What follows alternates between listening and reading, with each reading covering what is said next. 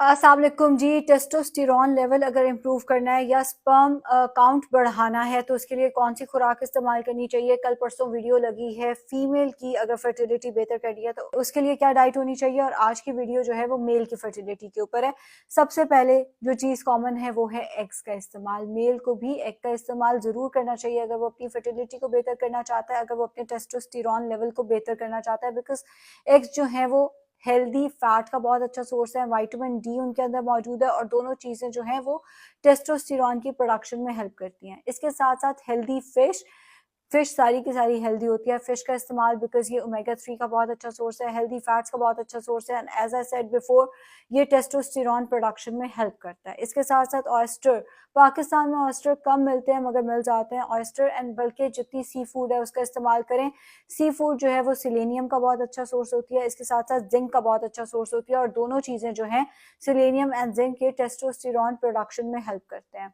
अगर हम food items की बात कर लें तो फूड आइटम्स में सबसे पहले हमारे पास आ जाते हैं जी पम्पकिन सीड्स, बिकॉज जिंक का बहुत अच्छा सोर्स है। हमारे पास एग्स आ जाते हैं, हमारे पास फिश आ जाती है, हमारे पास इसके साथ साथ जो ग्रीन लीफी वेजिटेबल्स हैं बिकॉज वो मैग्नीशियम का बहुत अच्छा सोर्स है, वो आ जाते हैं। जितने नट्स हैं, बादाम, काजू, पिस्ता, अखरोट वगैरह, बिकॉज ये हेल्दी फैट्स का बहुत अच्छा सोर्स है, तो ये टेस्टोस्टेरॉन प्रोडक्शन में हेल्प करते हैं। Dairy products, full fat dairy products भी टेस्टोस्टेरॉन प्रोडक्शन में हेल्प करते हैं, तो उनका इस्तेमाल भी इसमें ज़रूर करना चाहिए। प्लस कुछ डाइटरी हैबिट्स हैं, कुछ मल्टीविटामिन्स हैं जिनके इस्तेमाल से आप टेस्टोस्टेरॉन लेवल बेहतर कर सकते हैं, स्पर्म काउंट जो है वो अपना बेहतर कर सकते हैं।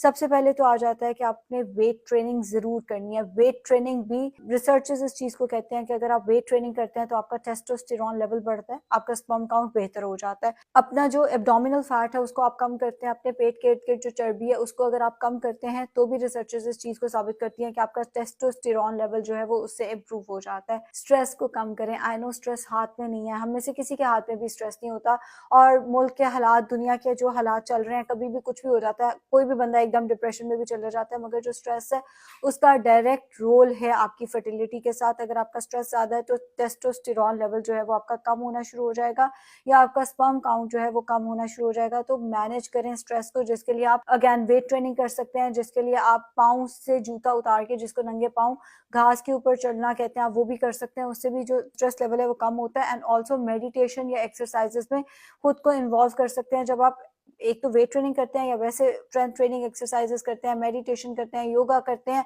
फिजिकल एक्टिविटी आप कोई भी करते हैं, तो उससे आपका जो स्ट्रेस है वो डेफिनेटली कम होता है। डार्क चॉकलेट का इस्तेमाल भी किया जा सकता है। डार्क चॉकलेट एक तो वैसे न्यूट्रिएंट्स का बहुत अच्छा सोर्स है जो कि स्पर्म काउंट में हेल्प करते हैं, प्लस ये स्ट्रेस के लिए बहुत अच्छी होती है, तो ये आपके टेस्टोस्टेरॉन को बेहतर करेगी। प्लस एश्वागंधा जो है वो स्पर्म काउंट को के लिए भी अच्छा है, वो टेस्टोस्टेरॉन के लिए भी अच्छा है। 2 कैप्सूल्स एश्वागंधा के दिन में किसी भी टाइम ले लें, एक सुबह एक शाम को भी लिया जा सकता है, या दोनों कैप्सूल्स इकट्ठे किसी भी मील के साथ लिए जा सकते हैं।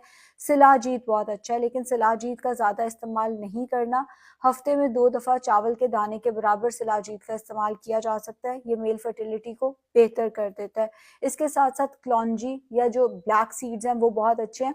7 से 11 दाने क्लॉन्जी के चबा कर खाएं, दिन में किसी भी टाइम कर लें, लेकिन दिन में एक दफ़ा करना है। ये ना हो कि आपने सारा कुछ इतना ज़्यादा शुरू किया हुआ है कि वो फ़ायदे से ज़्यादा आपको नुकसान देना शुरू कर दिया। उसने तो 7 to 11 सीड्स ऑफ क्लॉन्जी दिन में किसी भी टाइम चबा लें। अगर ये नहीं तो आप क्लॉन्जी का जो तेल होता है हाफ अ टी स्पून वो दूध में डाल के उसका इस्तेमाल भी कर सकते हैं। प्लस डेट्स जो हैं वो बहुत अच्छी हैं। डेट्स एंड मिल्क का कॉम्बिनेशन इनफैक्ट बहुत अच्छा है टेस्टोस्टेरॉन को बेहतर करने के लिए। बेड टाइम पे 3 से 4 खजूरें plus a glass of low fat milk ले लेते हैं, या फुल फैट मिल्क भी अगर आप ले लेते हैं तो ये भी आपके टेस्टोस्टेरॉन एंड स्पर्म काउंट को बेहतर कर देगा।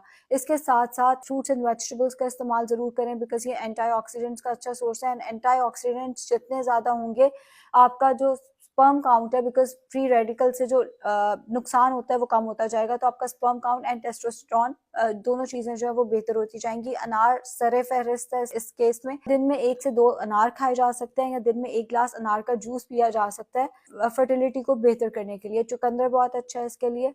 चुकंदर अपने सलाद में डाल के इस्तेमाल किया जा सकता है, या एप्पल, बीटरूट, कैरेट का जूस जो है वो वैसे, ताकि उसका फ्लेवर ज़रा बेहतर हो जाए, कुछ लोगों से वैसे चुकंदर नहीं खाया जाता, तो एप्पल, बीटरूट, कैरेट का जूस जो है वो बनाकर भी इस्तेमाल किया जा सकता है। जब हमने फीमेल फर्टिलिटी की बात की थी तब भी हमने ये बात की थी कि होल ग्रेन्स को प्रेफर करना है, बिकॉज वाइट ग्रेन्स जो है वो आपकी इंसुलिन स्पाइक करते हैं, और अगर इंसुलिन स्पाइक आता है तो फर्टिलिटी जो है वो कम हो सकती है। यही केस यहाँ पे भी है कि जितना हो सके होल ग्रेन्स का इस्तेमाल करें। अगर आपके पास ऑप्शन है सफ़ेद आटे की या लाल आटे की तो हमेशा लाल आटे को प्रेफर करें। रिफाइंड ग्रेन्स को जितना हो सके अपनी डाइट से कम कर दें। एंड अगली बात तो हम सबकी कॉमन सेंस भी है कि जंक फूड का इस्तेमाल अगर आप ज़्यादा करेंगे ऑक्सीडेटिव स्ट्रेस ज़्यादा हो जाएगा, जिसकी वजह से फ्री रेडिकल्स हैं वो बॉडी के अंदर ज़्यादा होंगे एंड स्पर्म काउंट जो है वो कम होना शुरू हो जाएगा। तो जंक फूड मैं मना नहीं करी, जितना हो सके अवॉइड करें, कम से कम लें।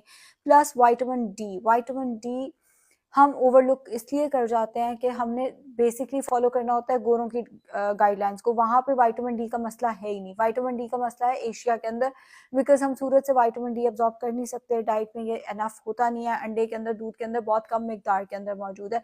तो विटामिन डी अपना ज़रूर चेक कराएं, विटामिन डी के सप्लीमेंट ज़रूर लें, ये क्रूशल है टेस्टोस्टेरोन प्रोडक्शन के लिए।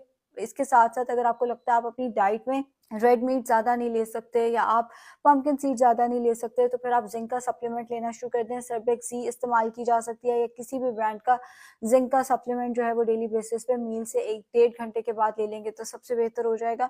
किसी भी मील से 1-1.5 आवर के बाद लेना शुरू कर दें, वो भी आपको काफ़ी इसमें हेल्प कर देगा। अगले हमारे पास आ जाता है ओमेगा 3 या फिश ऑयल का इस्तेमाल।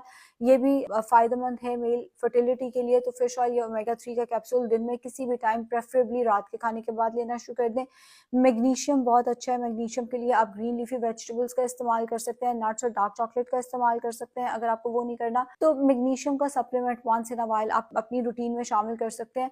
किसी भी ब्रांड का मैग्नीशियम जो है वो 300 से 500 mg के दरमियान एक गोली रात के खाने के साथ, ज़्यादा अरसा ना लें, 2 मंथ्स के लिए ले लें और फिर गैप दे दें। अगर आप इसको ज़्यादा अरसा लेना चाहते हैं फिर एक दिन छोड़कर एक दिन ले लें और फिर उसको 4 to 5 मंथ्स तक लिया जा सकता है, बात एक ही है।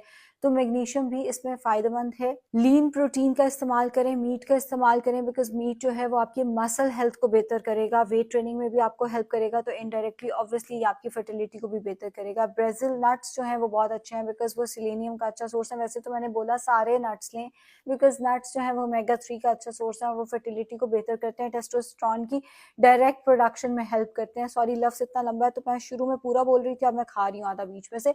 तो टेस्टोस्टेरोन की प्रोडक्शन में ये हेल्प करते हैं, बट ब्राज़ील नट्स के अंदर सिलेनियम ज़्यादा है एंड ये मैं पहले बता चुकी हूँ कि सेलेनियम जो है वो भी फर्टिलिटी को बेहतर करता है। वॉलनट्स जो हैं उनका इस्तेमाल करें, वॉलनट्स भी फर्टिलिटी को बेहतर करते हैं। एवोकाडो पाकिस्तान में बहुत मुश्किल से मिलता है तो बहुत महंगा होता है, 1900-2000 के दरमियान में एक उसका फ्रूट मिलता है। लेकिन अगर आप बाहर के मुल्क में रहते हैं या इवन अगर आप पाकिस्तान में रहते हुए एवोकाडो को अफोर्ड करते हैं तो आप एवोकाडो जो है वो अपनी डाइट का हिस्सा ज़रूर बनाएं।